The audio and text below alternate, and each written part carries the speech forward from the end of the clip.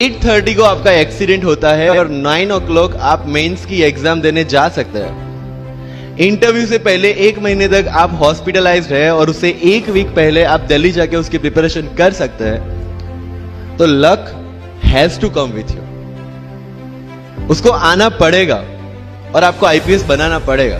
मैं एग्जाम के लिए निकला, मेंस मेरा था, सुबह GS3 का पेपर था।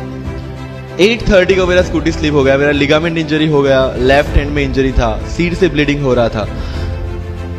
लेकिन मेरे पास 2 ऑप्शन थे। मैं खड़ा हुआ, मैंने देखा okay my right hand is safe and I decided I will go to the exam hall and write the exam. मेरे पास 2 ही ऑप्शन थे, या तो मैं वहां से उठ के रोने लगूं, यार मेरे साथ ही ऐसा क्यों हुआ, मेरा एक्सीडेंट हो गया, मेरा मेंस खराब हो गया और हॉस्पिटल जाओ, या दूसरा ऑप्शन था कि मैं देखूं कि मैं 3 घंटे और सरवाइव कर सकता हूं। हाँ कर सकता हूं। मैं मेंस के लिए एग्जाम हॉल में गया। ये जितने भी फोटोग्राफ्स लगे हैं, सर ने जैसे बताया कि जितने भी इंसान सक्सेसफुल हुए, अगर आप उसकी लाइफ स्टोरी देखेंगे तो कहीं ना कहीं एक मोमेंट आता है जहां पे वो इंसान की जो स्ट्रगल है वो पीक पे हो जाते हैं।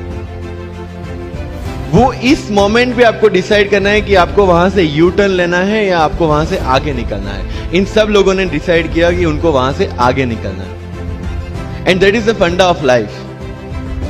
सक्सेस उन्हीं को मिलता है जो इस स्ट्रगल वाले मोमेंट से आगे निकलने की सोचते हैं। जब भी आपको लगे कि आपके सिर पे बहुत मुसीबत है, जब भी आपको लगे कि आप हर तरह से गिर चुके हैं, जब भी आपको लगे कि आपके पास कोई ऑप्शन नहीं है, तब एक चीज आप अपने दिमाग में लाइएगा कि यही मोमेंट है जहां से आपकी तकदीर बदलने वाली है।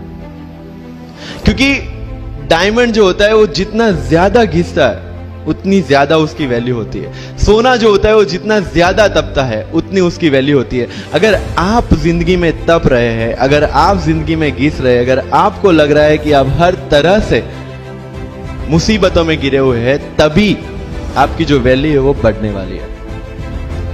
और यही मेरा एटीट्यूड रहा है। लोग बोलते हैं कि तुम्हारी फाइनेंशियल कंडीशन ठीक नहीं थी, पापा इलेक्ट्रिशियन थे, मम्मी हाउसवाइफ थी, डायमंड के कारखाने में काम करती थी, उसके बाद उन्होंने मैरिज में रोटियां बनाने का काम किया और उस तरह से मैं पढ़ा। लेकिन जब मुझे पूछा जाता है कि ऐसी कौन सी चीज है आपकी लाइफ में जो आप बदलना चाहते हो, एंड आई सेड नथिंग, क्योंकि वो चीजें नहीं होती मेरी लाइफ में तो शायद आज आपके सामने में नहीं होता। तो अगर लाइफ में प्रॉब्लम्स है, अगर लाइफ में स्ट्रगल है, जैसे सर ने बताया struggle is a part of life and I strongly believe in that. Bharat वर्ष का सपना चंद्रगुप्त ने देखा, चाणक्य ने देखा, और उस भारत वर्ष को बनाने के लिए जब ये संघर्ष जारी था और तब राजा धनानंद की डॉटर दुर्धरा से चंद्रगुप्त को प्यार हो जाता है, और जब चाणक्य उनको बोलते कि नहीं तुम्हें उससे दूर रहना है, तब चंद्रगुप्त बोलता है आचार्य कभी कभी सोचता हूं कि जिंदगी में या ये भारत के सम्राट बनने के लिए इतना त्याग, इतना बलिदान ना देना होता तो। और तब चाणक्य रिप्लाई करते हैं तो हर कोई भारत का सम्राट होता। This is the fundamental rule of life. अगर आईएएस बनने के लिए, आईपीएस बनने के लिए सैक्रिफाइस करना नहीं पड़ेगा, अगर उसके लिए आपको त्याग नहीं करना पड़ेगा, तो आज पूरे इंडिया में हर घर में आपको आईएएस आईपीएस मिल जाएंगे। मुझे एग्जैक्ट डेट याद है, 23 मार्च को मेरा इंटरव्यू था। 20 फरवरी को मुझे हॉस्पिटल में एडमिट किया गया क्योंकि मुझे इन्फेक्शन हो गया था बॉडी में एंड बहुत हाई फीवर था, तो आईवी के अलावा कोई ऑप्शन नहीं था। 1 मार्च को ठीक होके मैंने सोचा चलो दिल्ली निकलते हैं। 2 मार्च को मैं दिल्ली पहुंचा। 3 मार्च को वापस से टॉन्सिलाइटिस का अटैक होने की वजह से फ्लाइट लेके वापस से पालनपुर अहमदाबाद, अगेन हॉस्पिटलाइजेशन। 15 मार्च को I got relieved from the hospital.